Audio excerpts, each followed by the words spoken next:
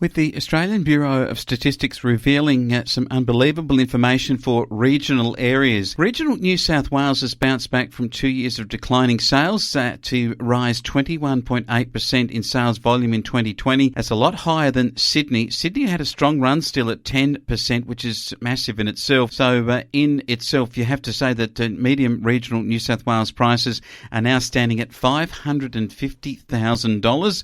And I know that in the Riverina area, you can get a house for significantly less than that, so it might be a good time to buy in New South Wales in the southern part of the state.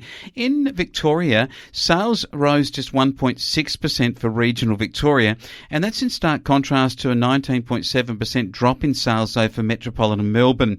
So, however, median prices in regional Victoria have jumped 4.4% in the December quarter, and that's up 9.7% on the same quarter of a year earlier. The median regional Victoria price now stands at $428,000.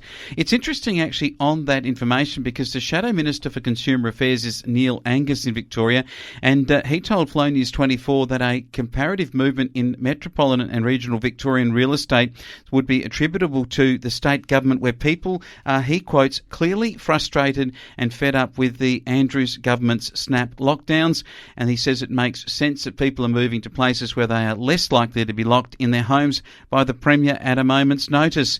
That's a fairly glaring response, isn't it? And then you consider in this discussion Nikki Reynolds on our Country Viewpoint last week, where Jace Regan podcasted this particular article. Nikki Reynolds highlighted in the New South Wales Riverina properties around Wagga Wagga and over towards Lockhart, and also some others towards Narrandera, where these properties have had staggering farmland sale values. And we're talking here, in one case, $14,000 per acre. I mean, that is unbelievable, isn't it? And these are being purchased by local buyers and not foreign buyers. So that is in itself another aspect of real estate in regional areas. We have got right now, as we speak, the Australian Regional Institute speaking in Canberra about the decentralisation of population moving out of cities with the skilled workers heading towards country places.